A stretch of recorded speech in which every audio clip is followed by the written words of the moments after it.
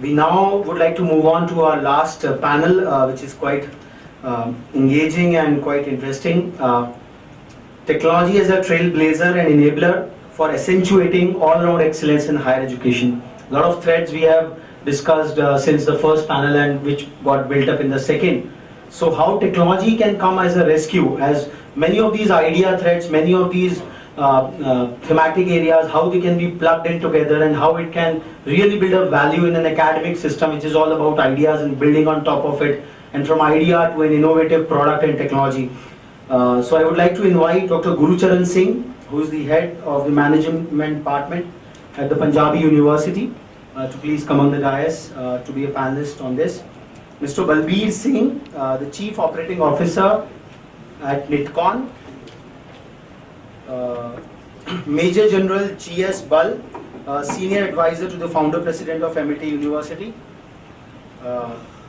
We also have with us Shri Gurkirat Singh, Executive Director, Gulzar Group of Institutes, to be there on the panel. We have with us a very special guest this evening, Mr. Connor Gray, who is the Chief Strategy Officer with the Campus Management Corp. He's the brain behind creating all the strategies of using technology, how the US universities are run on technology. Mr. Connor Gray, to please come as a panelist. I would also like to invite Mr. Vinod John, who is also with Campus Management. He has also got a large amount of experience in enabling higher technical education institutions on technology. What are the key challenges, how the various processes can be built in, how they can be intertwined by the use of technology. We have Connor Gray, please, we welcome him. Mr. Vinod John. And we also have with us Dr. B.S. Chatterjee from the Desh Bhagat University. Dr. B.S. Chatterjee from the Desh Bhagat University.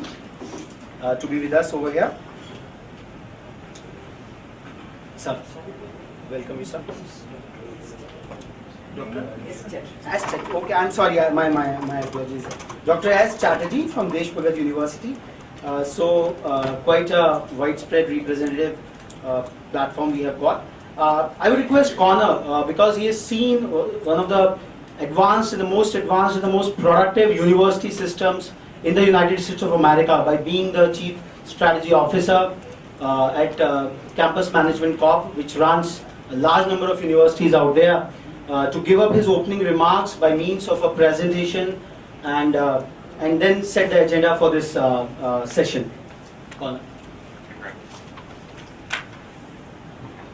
Thank you. A lot of the passion that a lot of the individuals in here have had.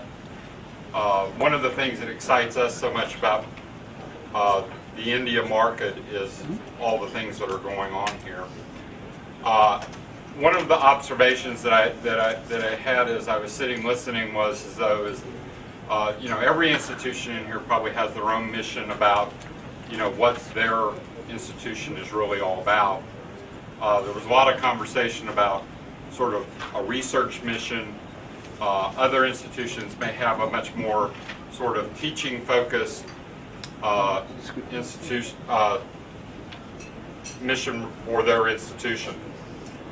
But as campus management and as chief strategy officer, a couple of the things that I find interesting about this particular market is the degree of change that's occurring in an industry that probably isn't known for having a lot of innovation and change. And it kind of reminded me of a story that I wanted to open with about an athlete that was a U.S. athlete, Mark Spitz, that back in the 1972 Olympics set world records in 7 different events that he participated in the Olympics. And if you look ahead to kind of where that stood a number of years later, his times that he set world records at that moment wouldn't have even qualified him to be in the finals of the events. And it kind of points out the fact that we're constantly having to evolve and get better. And from the perspective of, the things that we used to do yesterday that make us successful, you can't rest on your laurels. And you have a lot of reason then why you need to continue to evolve. When we look at kind of the things that are going on, and a lot of the conversation here in this audience about the factors that are influencing higher education, we've talked about that as being the superstorm, and there's really sort of 4 areas that we've put that into, and keeping in mind that we're thinking about the systems then that are needed to be in place to help run an institution effectively and make those institutions the most productive they can be. And there are really changes in the delivery models that are occurring within higher ed, and a lot of the advances that are going on about how higher education is delivered, both in the classroom as well as the opportunities that are being influenced as a result online with the use of online technologies. And it's not just MOOCs, right? That's one area where there's an change in the delivery models, but it's much more pervasive than that in terms of how different programs are being constructed and how students are able to then learn. The other aspect of this is the changes in competition. The marketplace is really being opened up as a result of technology in terms of, who do I compete with, and what's the peer set, the peer group that I compete against that is being influenced also as a result of changes in technology. The realities of students to be able to get access to education is being influenced by technology. It's also being influenced by the fact that there's much more competition for the best students amongst institutions.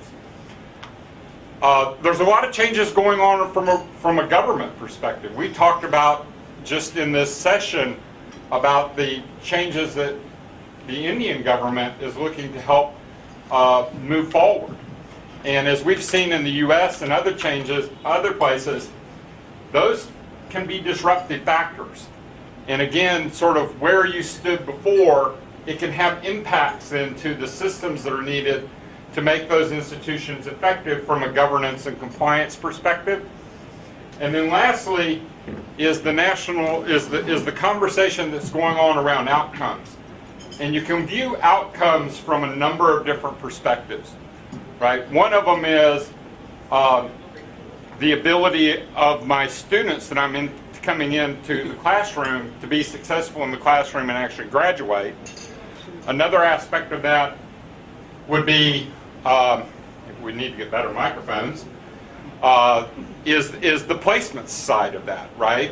Which is the ability of the graduates that I'm conferring a degree to actually be able to get a job. And so there's a lot of conversation in this room that's gone on about that. There's a ton of conversation that's gone on in other areas, like in the United States. 25 of the 50 states have actually enacted legislation that now tie outcomes and funding together. Just this morning I was looking at pieces that were coming in from the U.S. regarding Lamar Alexander, who's the chairman of the Senate Committee for the Department of Education, about rewriting the Education Act in the United States. And a lot of it is focused around accountability of the institutions for achieving outcomes.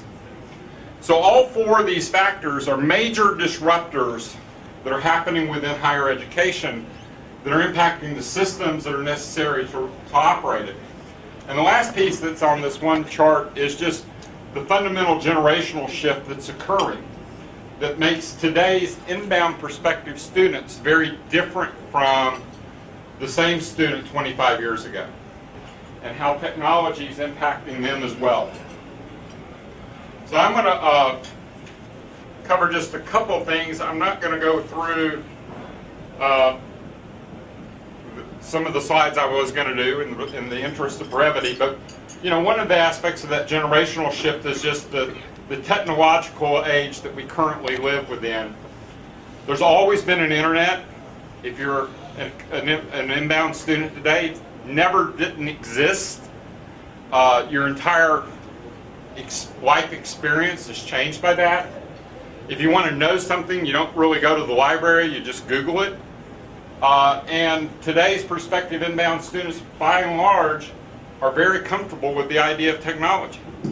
In the United States, many of the kids in school are issued tablets, and as part of the core foundation of their educational experience. And you can go to a high school and show them a Yellow Pages, which used to be prevalent, and they can't even identify what it is because they've never seen one and they've never used it. If you look on to a couple of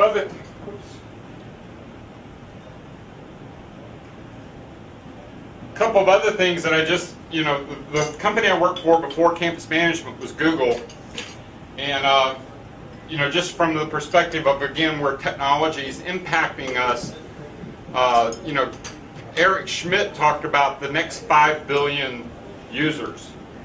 And the fact that, internet technology is becoming pervasive, and it's really becoming an age where accessibility to information and accessibility to things like the MOOCs that we talked about earlier is radically changing people's access. The interesting thing, though, is that that's not the whole story, because education's not just about access to a body of knowledge, right? It's about how do I develop critical thinking skills. My own educational experience, I think, one of those things that it was shaped by was, I was given a problem for which I was given solutions. When I did an examination, it was go find the solution or the answer that's already known, versus the problem in business that typically is, I'm giving a problem for which there are no known answers. The other thing that we've seen from a global trends perspective is redefining the customer. One of the things is, in a setting of higher education institutions, even the mere mention of the fact that there's a customer might be, heresy,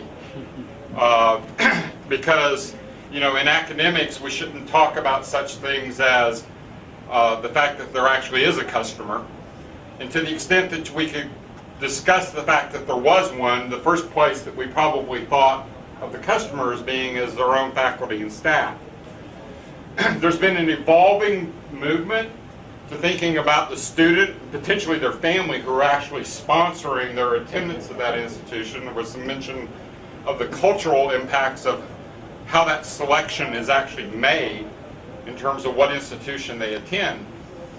But the evolving thing that I've seen more and more is the notion that the employer is really the ultimate customer. And the students that the institutions are making, for all practical purposes, are really the product.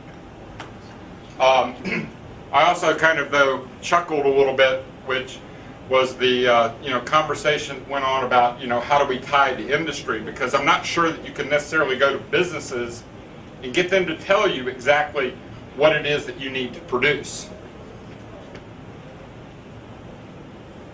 A couple of other trends in higher education that we've seen is, in the future, is really, the ability to take a course as a service. So, there's a lot of things that everything now is as a service, right? Software as a service, infrastructure as a service. Well, if you put that in the higher ed context, there's really kind of 3 things that we've seen. One is there's the idea of a course as a service. The second piece is there's education as a service, my ability to get a diploma, or hybrid learning, online learning. The final piece is a degree as a service. And this is really where I can take together and can create my own degree from a number of different sources. And things that are needed for that, though, are things like credit portability and competency-based learning. Some other things that we've looked at is just from the perspective of global trends, and we've seen across a number of institutions, is that most of them are implementing their playbook. They're defining their processes, so that they can institutionalize, when this happens, I do this. And it allows their people and their managers then to be focused on the problems that they're trying to solve and those strategies, rather than having to manage the day-to-day activities, because they're relying upon systems to institutionalize the things that they need to accomplish. A couple of things that I just wanted to highlight from a couple of examples. This one's Penn State University. So I sat on a panel recently with some people from Penn State. There were a couple of things that I thought that were very interesting that they pointed out, besides the fact that they were a customer of ours. One is that less than 20%, or only about 20%, 1 in 5 of their students today fit the definition that they had 20 years ago of what even constituted a traditional student. So in other words, the vast majority of their students aren't even the people that today we think of as coming into that institution, moving into the dorm, living on campus, going through a standard 4-year experience. And this is a highly regarded Research One institution in the United States. The other thing that's interesting is that over half their students now take at least one online course as part of their curriculum. And that's obviously something that used to be 0 not that long ago, and they're projecting that that's going to continue to rapidly grow. Another couple of things that we've seen on that, just relative to kind of what other institutions are doing. We've seen a number of private institutions dramatically grow their businesses online. One of them is Grand Canyon, that was founded in 1949, was hovering about 5,000 students for pretty much forever, and then exploded with their online programs. Actually, the interesting thing is Grand Canyon would say, when I asked them what's the key to their success, they said they're on their campuses. And I'm like, but all your growth was online. They said, yeah, but the ability of our students to come in and feel like they've got that connection to that ground campus was actually their biggest strength. Another one is Ashford University, which grew from like 500 students to almost 70,000.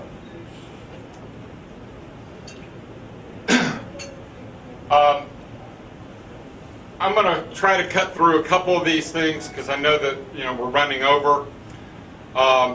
When you kind of think about higher education from a capabilities maturity model, and particularly the administrative systems that need to be engaged, there was a lot of conversation here about rankings. And there's obviously a number of different rankings sources, right? And a lot of them are heavily weighted towards research institutions.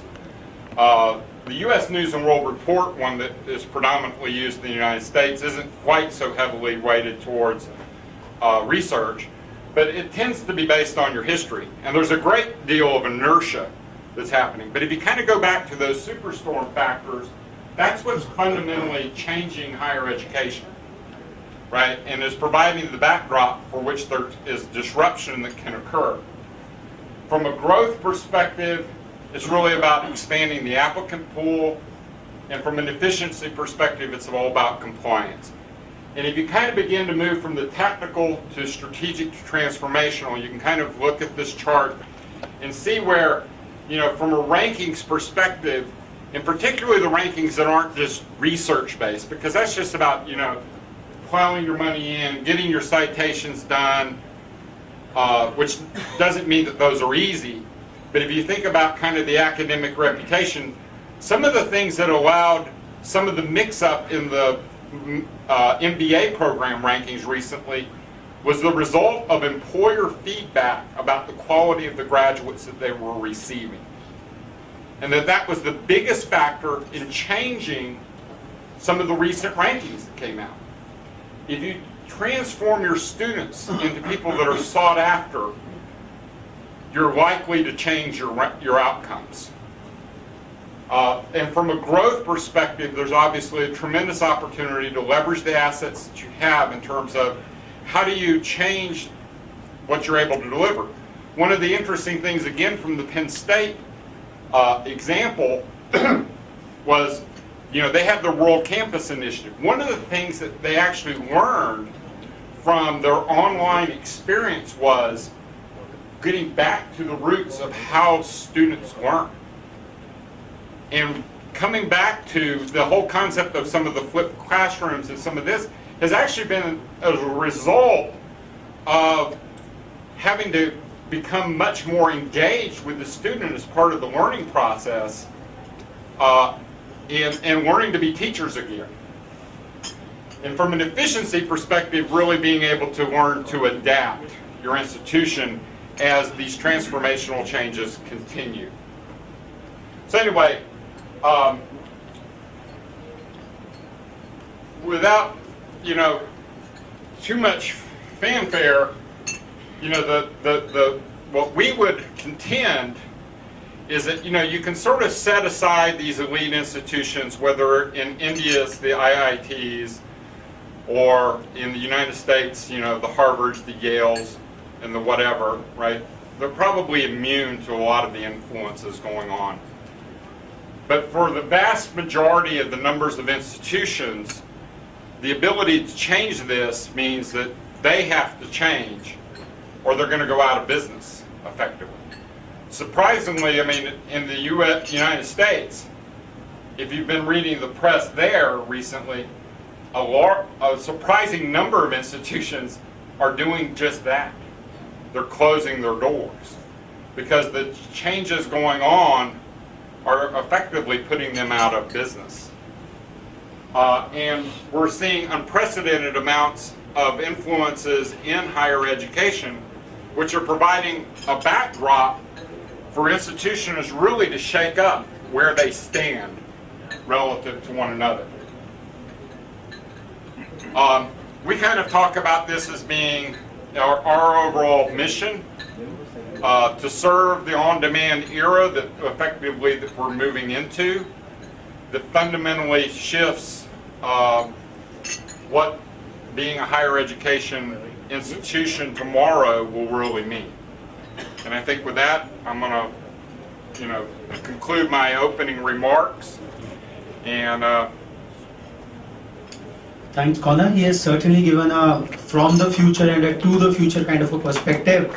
I will request John to just give his, to contextualize the entire global perspective which Connor has given in a global trend in the Indian context, so that will help the audience further. Thanks, Raghav. Thanks, Connor, for that. It was really interesting. I've been fortunate to be associated with the technology and higher education industry for a very long time now. So this is very close to my heart, this topic, and I can talk for about hours, but to take just 2-3 minutes to talk about what Connor just started talking about is competition. We have to face the fact that today in India, competition is growing. We cannot shy away from the fact. However great we are, be it an IIM, be it an IIT, be it a private university, there is severe competition. There is a need for increasing the intakes, need for increasing the quality of students. So what does an institution typically do? Build more buildings, more infrastructure. That's the first thing they think of doing in terms of budgeting. We need to accommodate more people. That's the key thing they do. But the fulcrum of the whole thing is, are you looking at student experience as a critical piece of your future? Are you looking at investing in tools that can help improve the student experience? I think many of you today would have somewhere or the other invested in some form of technology or other. I'm sure if you, just by a show of hands, how many of you have a ERP implemented in your institution? I think many of you will say, yes, we have one. Right? How many of you have an LMS? Yes, many of you have an LMS. But if I ask you a simple question, are your students standing in large queues to pay your admission fees? Are they standing in large queues to get your exam results? If you need just one report, I think there'll be 4 people running. If Vice Chancellor asks for a particular report, I think there are 10 people running around the place trying to find one report. Why does it happen? I believe it's simply because when you have invested in technology, you haven't thought through what this technology should be doing for you few years from now. Most often when I go and consult with institutions in terms of what kind of technology they need to implement, honestly I feel very good. Initially I feel very thrilled. Don't worry, I want the best. Sir, what kind of budget do you have in mind? Don't worry about budget. I have all the budget in the world. And then they go about evaluating some products and finally go for the cheapest product with the shortest implementation time, bolt it on and say technology implement ho gaya. 3 months from then, it's not working. And point figure the vendor, this vendor is useless, blacklisted. Typically what happens, where it actually is beginning to go wrong is that there is no vision. The vision to implement in looking at these superstorm messages, that are we addressing each of these superstorm challenges that's coming across you? And that's the key. And we need to look at it from a different perspective altogether. Thanks, Vinod. I would now request Mr. Balbir Singh, who is the Chief Operating Officer at Intcon, to give his opening remarks in the context set up by Connor and Vinod. I will take opportunity to talk something related to the higher educational challenge, but slightly away from this. Because I worked for 30 years in entrepreneurship and entrepreneurship development. I say that biggest challenge with the higher education or any education is that can we think and can we talk of something about self-employment or entrepreneurship? There was first panel, second panel, talks on quality, talks on placements, jobs. A few percentage, maybe 10% or 15% in higher education can be identified for self-employment. Let him give an opportunity that he should start or she should start her own business. If we go to the history of European countries, developed countries, ratio was 70% people went for their own business, entrepreneurship, and economy was developed and the whole society was developed. In any engineering college, I am yet to see that there is any lecture or any topic on developing or creating entrepreneurship. David, my client, worked in India with tribal people for 20 years in developing entrepreneurship, where he wanted to tell to the society that entrepreneurs are not only born, they can be created. A peon's son can be an entrepreneur. A laborer's son can be an entrepreneur. Give him an opportunity that he should think and dream for a bigger business, his own business, working for others, working for yourself. Ask the business people sitting here, what type of satisfaction?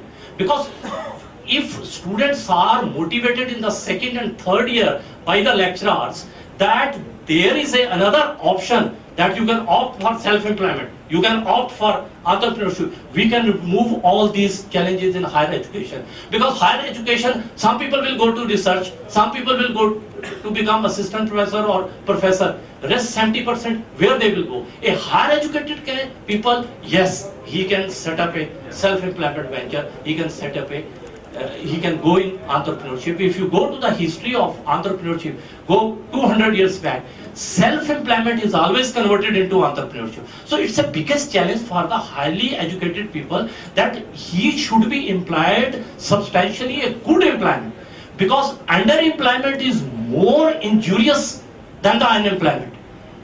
Sorry to say, I am working from last 30 years between industry and academicians. I am in a technical consultancy organization. I joined the profession of developing entrepreneurship way back in 1985. I have trained more than 15,000 entrepreneurs in Himachal, Haryana and Punjab, and I have made videos of more than 5,000 people who have started their own units. We all have to think seriously that potential of creation of job is very less. Any government or any leader will come. How he will create the jobs? If estimated figure of PTU is that they are creating 33,000 engineers a year out of 150 engineering colleges, is there any 33,000 jobs for them? Please have a round in and around Chandigarh and Mohali. All MBAs, engineers employed in call centers getting 8,000, 7,050, 6,000, working at such a odd hours that they have having neuro problems. My humble request to all of you is that I am not an academician, I am from a technical consultancy, but I am developing entrepreneurship and doing entrepreneurship development from last around 3 decades. My open submission is that you can develop the people for self-employment. After 3 or 4 years, that self-employment will be converted into entrepreneurship. When I first time read the success stories of Munjals, I was surprised to see the senior most, the first Munjal, he had a dream that the tire I am repairing, one day I will make this tire. And now so you can see the hero groups where I don't know that writer has written wrong or right, but I read the success stories of Munjal, how they started. So we have to motivate and stimulate the students in the classes from 2nd year or 3rd year to dream big, to dream about their own ventures, to dream about their small business. Start from one machine. Don't tell them to have a land, building machinery. It will be a big issue. Parents will not allow that just pass out will have a land, building machinery, workers. No, not at all. Just motivate them for the self-employment. Self-employment will be converted into entrepreneurship, and this challenge will be converted. Thank you so much. Thanks a lot, sir. It somewhere fits into the larger context of the institute. In our report, which will be released on 2nd, many such dominant concerns have been said. I would now like to invite Major General G.S. Bal to give his Dr. S. Chatterjee to give his opening remarks on the topic. Sure. Good evening, everybody present in the hall. This is a wonderful session going on, but I would definitely like to take some threads from the earlier sessions.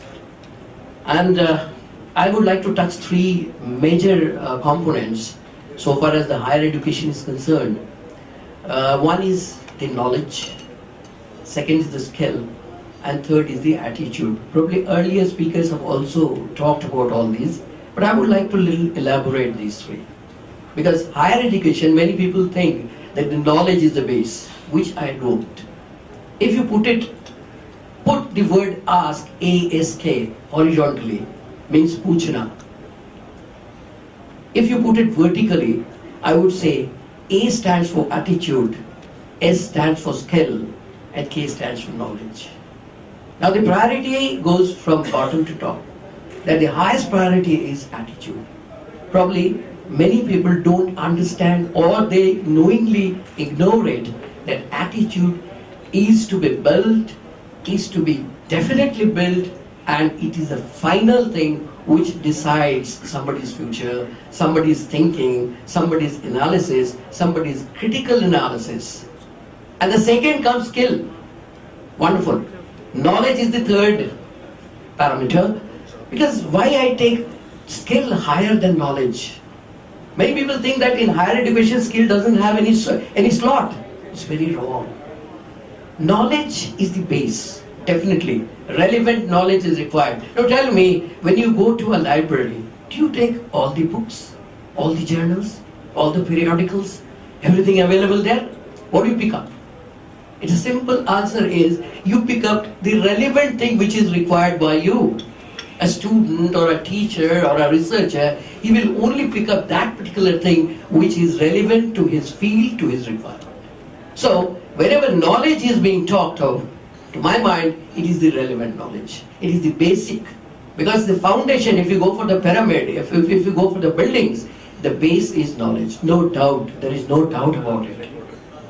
But when you go a little earlier, little above, it is the application of knowledge. Can you apply the knowledge? I would like to give an example here. Being an electrical engineer, suppose Ohm's law. Ohm's law is a law which has been studied by everybody. And if you ask someone that how do you explain Ohm's law, he has the definition that voltage is proportional to current, the physical conditions being same. But What is next? He can solve certain numerical problems. But can he, given a problem on a board, when there is something gone wrong, he knows Kirchhoff's law, he knows superposition theorem, etc., etc. That's all knowledge. But can he solve that particular problem when this application of all these laws, all these knowledge is required? So he is unable to apply that particular knowledge. So this application of knowledge and application of technology is the skill. If somebody can apply it, he may not be very good at knowledge, but he can solve the problems. Ultimately, any curriculum, any higher education, be it lower education, be it higher education, primary, secondary, whatever it is, he has to be a problem solver. If he or she can solve the problem of the society, because that is the world of work, the employability will improve. So he or she has to be a problem solver. Now I would like to again give another example. Suppose you call somebody by name, that he immediately responds, right? Suppose you ask somebody that you spell the table of 5 or 2 or 10 or something like that, immediately he spells it. But suppose you ask him to say the table of 139 or 1369, will you be able to replicate? Probably not. Suppose you ask him, this is what you have done, can you apply it in a problem? The basic difference between a European student, I'm talking about a good student. Actually, the good student and a bad student, what is the difference? The difference is, a good student is he or she who forgets the things after the examination is over. Whereas the bad student will forget it before the examination is over. That is the only difference. Are you with me? So I call that man a better student, whereas this man is not a good student, but because this is the difference. Now, if skill is that important, why not it is being taken in the higher education? People think that skill is meant for lower. It is not a white collar job. It's a grey collar job.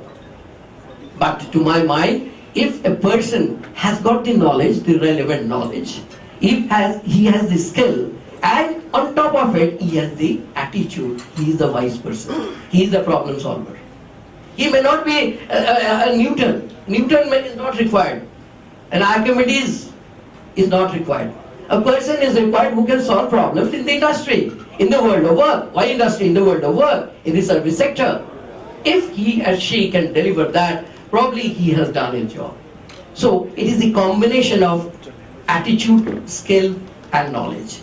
Now why skill is so much required in higher education? Because it has to be amalgamated. Who are the role players here? The academia, the employers, the society, the government, all these are stakeholders. The students are also stakeholders. Now someone was saying in the earlier panel that many people, the students, they do not know what to do. And the parents have a tendency that you become an engineer, you become a medical doctor, you become a commerce man, all kinds of things. He may be having some interest in music, some interest in sports.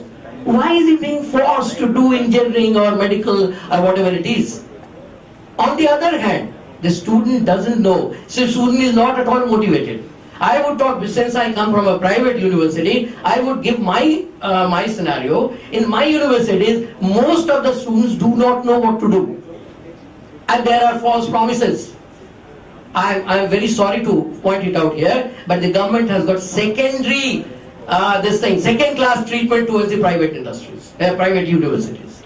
Why your rules are so solid, and the policies are not there? Why can't you change it? Why can't you? Things have started moving now better, as the last panelist, Dr. Postla, was saying it, but it is too far off. You have all kinds of problem in getting funds, or rules even, that I am a trainer, I would train only that person who comes from a government organization. Why? Where is the bar? I tell you that the faculty are equally good in private universities. The students may not be.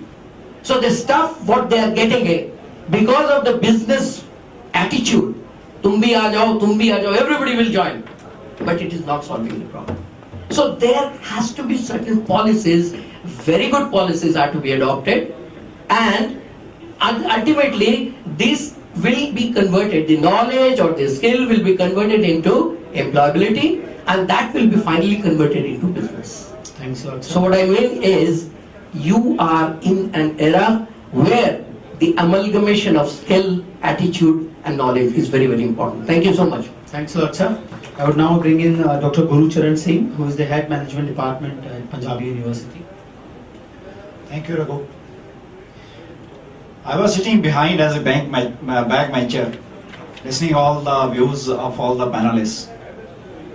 I'll not say anything whatever has been said in earlier two panel discussions, because this panel is to revolve around only the usage of technology.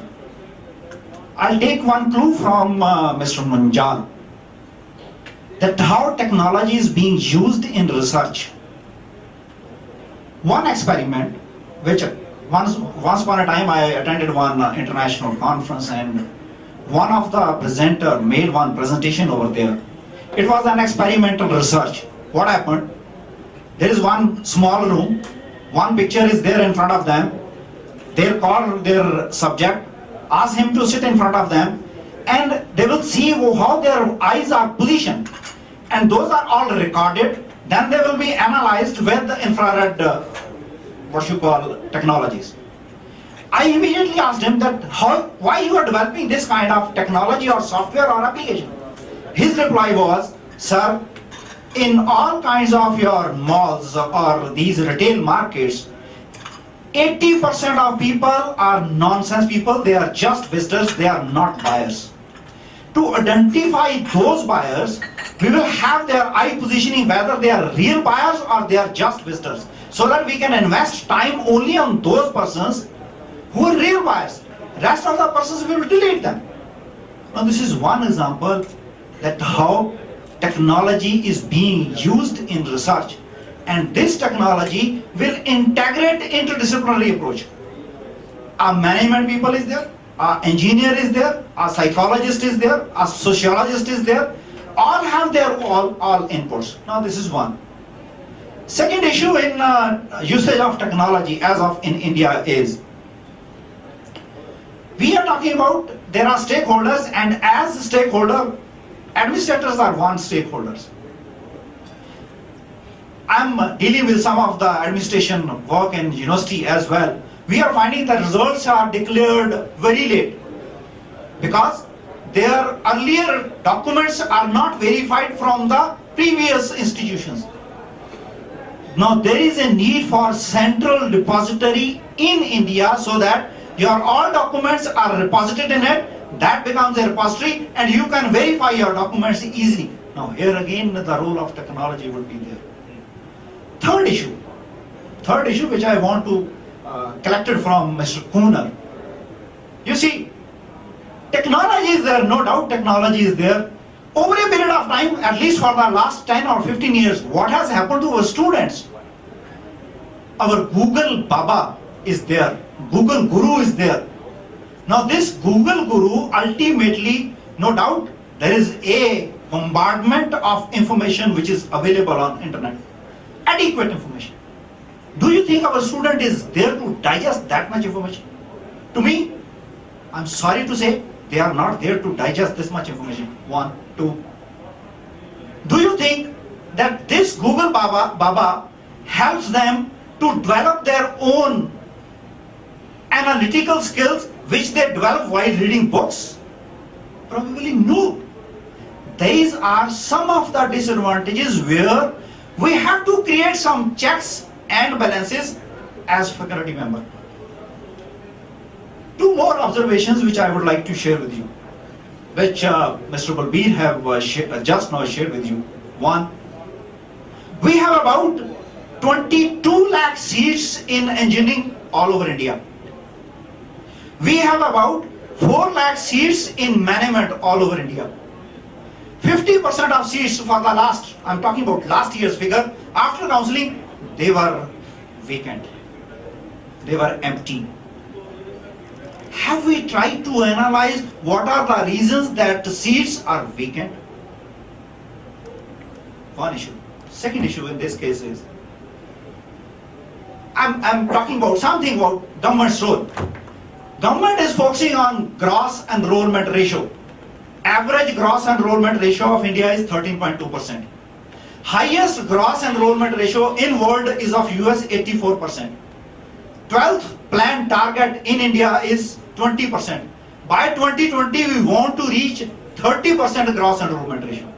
Probably this is one of the reasons that liberal policy of giving approvals to these institutions, we are focusing on gross enrollment ratio, to increase gross enrollment ratio, not focusing on quality. There are quality gaps. Several things have been said.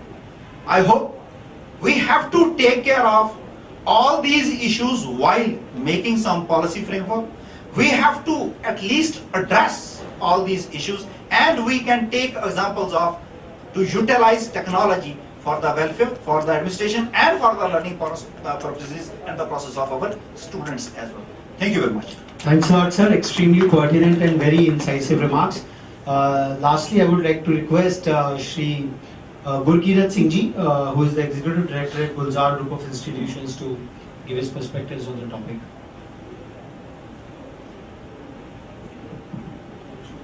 Good evening, everybody. First of all, I would like to thank Engineering Watch for giving us an opportunity to interact and debate and deliberate on various issues that are challenging the higher education.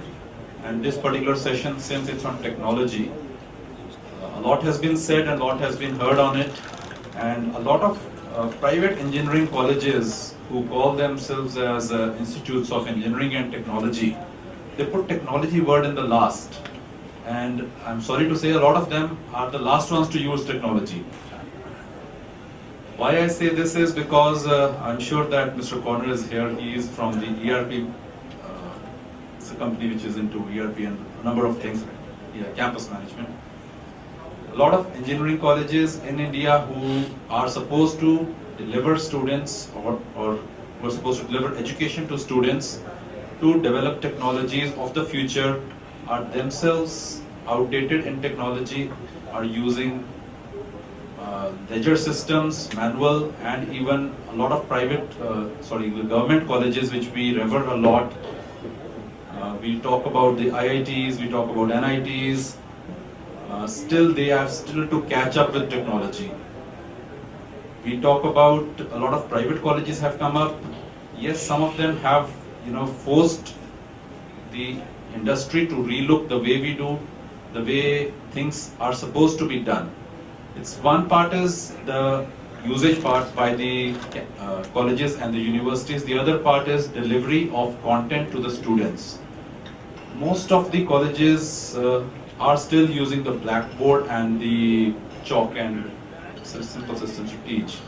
Now, there is nothing wrong in doing such things, but when technology is available, when we are going to teach students what an IC engine is, students in nursery, students in class 1, class 2 are, seeing smart classrooms.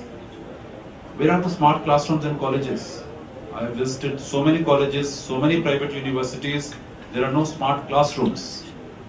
Whereas students of technology who are studying technology, when they are supposed to learn about these concepts, if they are using these things, their ability to grasp and move on to the next challenge. We talked about challenge and pushing students to a limit. That is the ultimate aim of education. What we talked about ASK, I 100% agree with Dr. Chatterjee, attitude, skills, knowledge. At least get the basics right, get the knowledge, students have them in place, build on the skills they require. Attitude, yes, we all need to work on it. But if we are fundamentally engrossed in technologies which a student is unable to understand, if a lecturer is he may be a 30-year-old experienced guy, looking into the book, trying to draw a three-dimensional module of, for example, benzene or anything, a student is unable to even visualize what he's talking about. And that is why students try to doze off in class, they want to bunk away from the classes. This is one particular area which students want. They are much more savvy than us. They all have Google Baba in their phones, although they are not using it in the right way, but still they are much smarter than us. This new generation, I believe that generation changes every 5 years. The new generation which is coming gets bored very easily. They want things instantly. Now, dealing with this generation, how to use them to get to technology is a challenge. The biggest and the easiest way which we can do it is let them use it in the right way. Have a mechanism wherein students are taught technology with technology for the advantage. Now, we talk about Facebook, it's eating a lot of our time, it's taking a lot of our energy. Everybody is logged on to Facebook. Not everybody in this room, I'm sure, but I'm talking of the younger generation. Unless they tag themselves in the latest things, unless they get likes from their friends, what they are doing, something doesn't go right in them.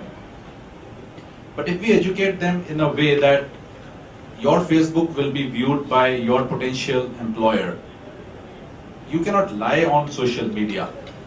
You can tell your interviewer, yes, I am a very enthusiastic guy, I get up early in the morning, I do this. Whereas your Facebook talks about, I'm a lazy guy, get up late.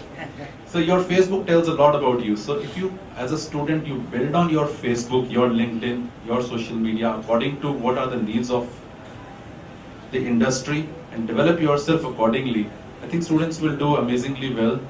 At our institute, we are doing a lot of things. I don't say we have reached to this level, whatever I have taught, but yes, we are using a lot of technology. We are using ERP systems. We are using an LMS system wherein students are taught with smart boards about various concepts, and the response has been extremely well. So there are a lot of areas which higher education is crumbled with the education system of India. We are also bound by a lot of the government policies which force colleges to build infrastructure for the approvals and processes. But yes, there is a lot of things which an institute can do on their own. The government sets minimum standards. They don't set the maximum standards. A lot of times, for example, attendance. Students are told on day one that you need 75% attendance. Now 75% becomes a benchmark. I have to reach 75%. Why not 80%? Why not 90%? Why not 100%? If the university says we want the college to deliver at least 50 lectures of this subject, the college also aspires to have a mechanism wherein 50 lectures are delivered. Why not 80 lectures?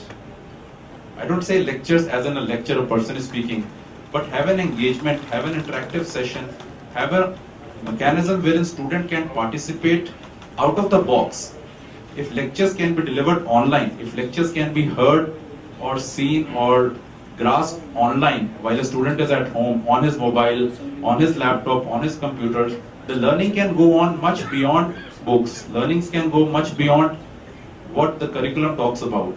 Everything can be linked and much more can be taught and being made relevant to the students. Thank you very much. Thanks a lot, sir. It seems that the political argumentation can go up to the even midnight. The Honorable Minister reported that he is still in the assembly and fighting for some of his bills being passed. So probably we have to move forward in felicitating in our next session of felicitating the campuses who have come forward in participating in this mammoth exercise, because it is because of these chosen few only things do move forward. I now open, if some of the comments on this technological session are there, till we open up the stage for the awards or the felicitation part of it. Some of the quick comments from the audience on the technological as a trailblazer. Yeah, towards the last, please, can you send the mic there? Yeah, quick. Or entrepreneurship avenues. In case we are not doing that, if this education does not lead to this, and enabling those youth with the technology, we are sitting on a very explosive kind of a thing which can erupt anytime. Very good. You see, it can lead to a big societal issues. If you look at certain countries, where the terrorism has taken a big jump, it is because of this. giving higher education, providing the enabling factors of technology, but not leading to entrepreneurship or meaningful jobs. Inclusion department in a college or university who would be having a connectivity of the corporate world with the you can say academic world, and somebody who has worked with industry and who has worked with education industry also. And similarly, I'm sorry, I'm talking a little bit on the linkages between different departments who would be linked to this diversity and inclusion. Similarly, student services and training and placements should also come under this particular department. And another division would be research, like what all things are going in the industry. Instead of always seeking the jobs, I am the job creator. So that zeal and desire may be in 20%. So we have to tap that 20% only. Because anybody can become an entrepreneur, but everybody cannot become, every second person. Second, I will always request that all engineering colleges may have some small entrepreneurship development cells. DST is giving lot of grant. I am associated with DST. Nobody is taking the grant even. They pay 25 lakhs to farm only infrastructure to develop entrepreneurship cell. Or there is a department of physics, chemistry, English. There can be a department of entrepreneurship development where part-time people can come, and from second year or third year they can be motivated that anyway they will go for their own business, and in 3 or 4 years they will set up their business and they will give jobs instead of always seeking job up to 50 years. Yeah, I do agree. It's basically skill set analysis of the Yeah. individuals, Yeah. and based on that we can, on the interest areas, we can guide them how to go about it. Well, I would like to add to your second point which you mentioned about the research. Definitely, research is one area wherein this higher education will lead to, and it is a must also.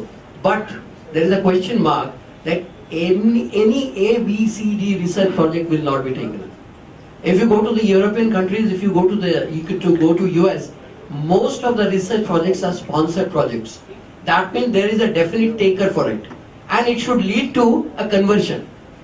Some problem has been solved by this particular research. If that is so, the research projects have to be taken from the industries, and it will be always better to solve the problems from the industry in the form of research. Naturally, industry will also like to sponsor those. Thank you. That is the reason of having that diversity and inclusion department. Yeah. Somebody from industry and education. Exactly. Yeah. Can I make a small point? On the technology front, I think including technology part.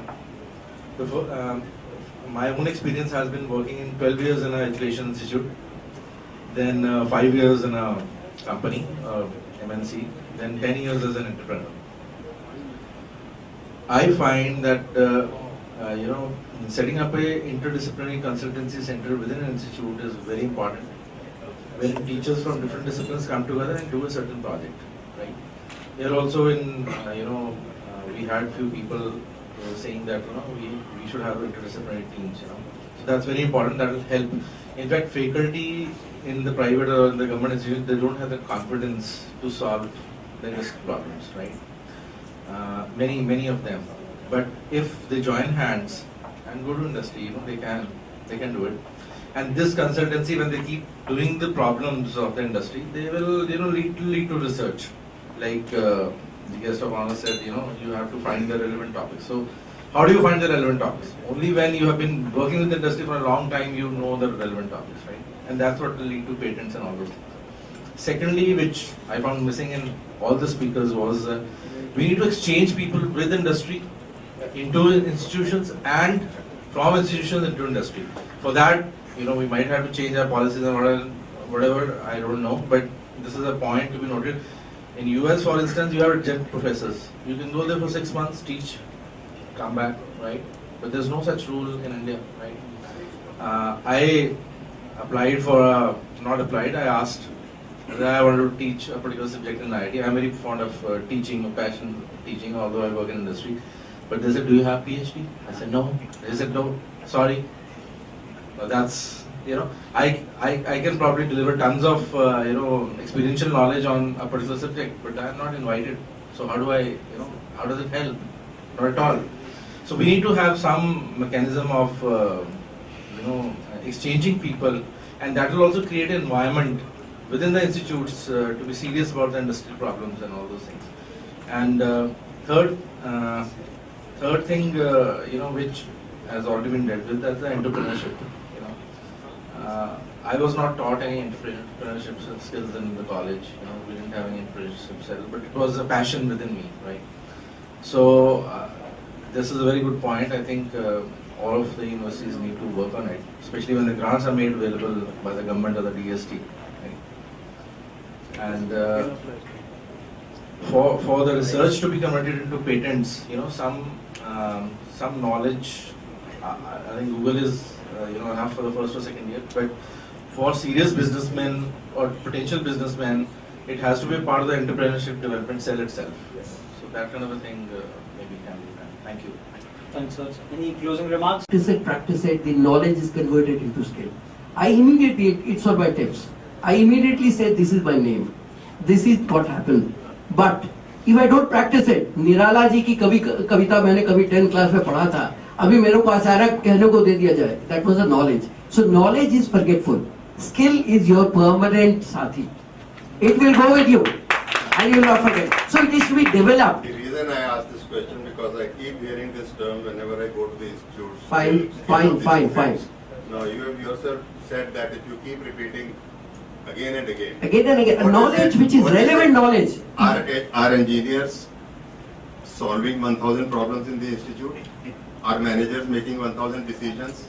No, but then Skill will come if Sachin Tendulkar has batted 10 million balls. Yeah. That is skill. That is Our watching match cannot be skill. No, watching. I am not saying watching. It is the hands-on. When skill word is being used by all the institutes, if I remember the movie Chandni Chowk to China, he said, what you have done 10,000 times, do that. What you have 10,000 things you have done once is not the matter. So skill, if you want to develop, if you want to use this term, please make them solve 1,000 problems or 1,000 decisions or this, then you can say that that is the skill. That is what I am saying, repeatedly doing it. That is what I am saying. But I doubt if it is being done and the skill term is being used by all students. Definitely. But it is everybody so freely, this is where I get confused. fine. But it needs to be addressed. Guru sitting here, that we can also try, there is no harm in trying, that education can be de-linked with the job. Education or higher education, 99% student thinks now I am only fit for job. Can we convey and make him aware, you are educated, you are highly educated, you have higher education, but still you can go for self-employment, you can go for entrepreneurship, because education is means, not end. Ultimately he has to earn, he has to be physically comfortable, he has to be rich, he has to be powerful. If you go to the history of entrepreneurship, the richest people, the most powerful people in the world are entrepreneurs, not the job people. So my request to colleagues is, make the students aware, because they don't have the option other than job. They think, if I am in the 3rd year of engineering or in the MBA final, I am only fit for job. Let me go to the placement center and they will give me some options for the job. Second, I have tried and I will request my colleagues to try, that entrepreneurship has to be recognized as a full-fledged career. It has been given as a stepmotherly treatment. Career for us is 6वीं 7वीं का बच्चा है, 80% number आए, madam ने भी शाबाश, पिताजी ने भी शाबाश, सबने क्या बोला, यार 80% नंबर, 85% नंबर, बड़े होके क्या बनना है, डॉक्टर बनियो, इंजीनियर बनियो, मैनेजमेंट में जाइयो. यहाँ पे आके क्लोज हो जाता है. कोई टीचर, कोई माँ बाप बच्चे को ये नहीं कह रहा कि तू बहुत इंटेलिजेंट है, हार्ड वर्किंग है, बड़े होके अपना बिजनेस शुरू करियो, अपना काम शुरू करियो. You will be the richest people of the world, you will be the most powerful people of the world. So entrepreneurship is not recognized as a career. That's why students are not aware and they feel, we are fit for job. So education has to be dealing from the job. Thanks a lot everyone from this forum's behalf. Mr. Balbir Singh,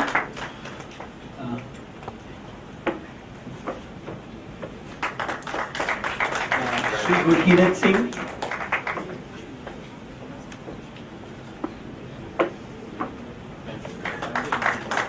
And last but not least, Dr. S. Chatterjee for his such insightful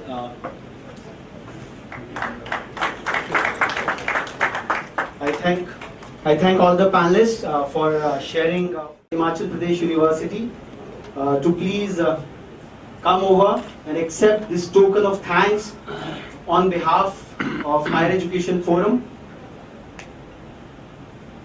I think Professor Vajpayee has left. Oh, Professor Vajpayee has left. Oh, just okay.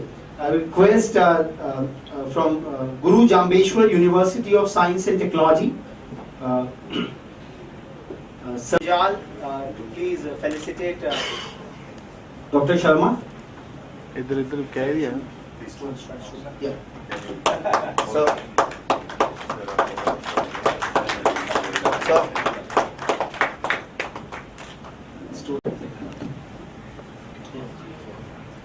Dr. From Shulini University, Dr. Chopra. Khosla sir. Yeah, please sir. Shekranji to felicitate Dr. Khosla.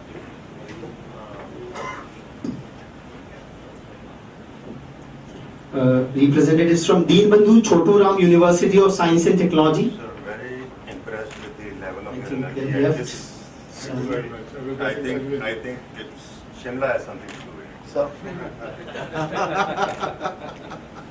No pressure. Sant Baba Bhag Singh Educational Complex. The representatives from Sant Baba Bhag Singh College. our students from the same university and Catholic University should want to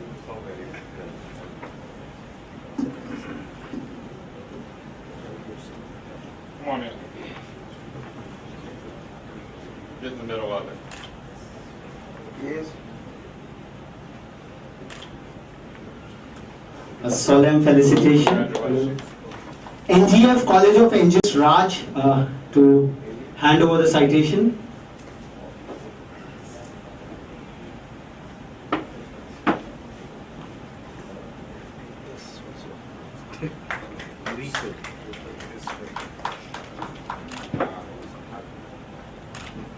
Sorry about that.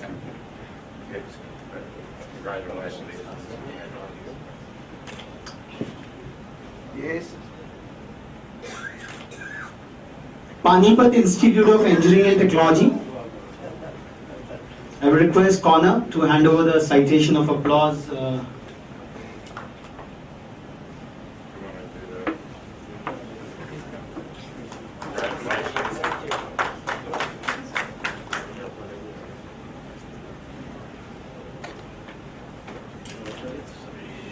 Yes. Chandigarh University. I think they have left. Gyani Jail Singh, Punjab Technical University campus.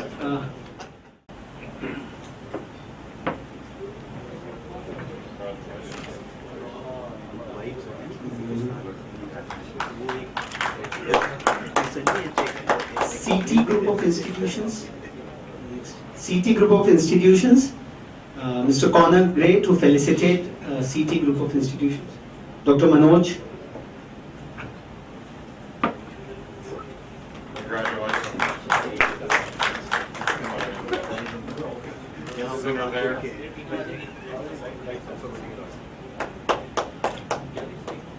I request Dr. R.L. Sharma to join us on the stage for this felicitation. The Honorable citation to Mr. Singh.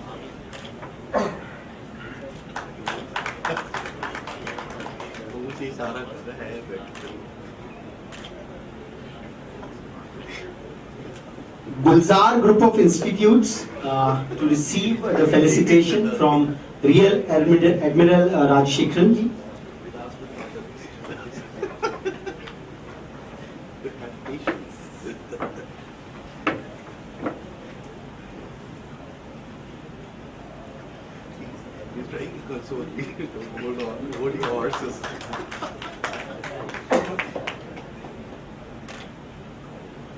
And in the end, someone who has traveled the farthest to participate in this forum and been so participative to receive this token of appreciation from Mr. Munjal, DIT University, Captain Swaroop.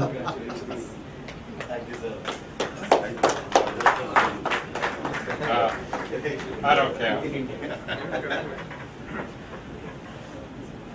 you. Thank you, sir. Thank you.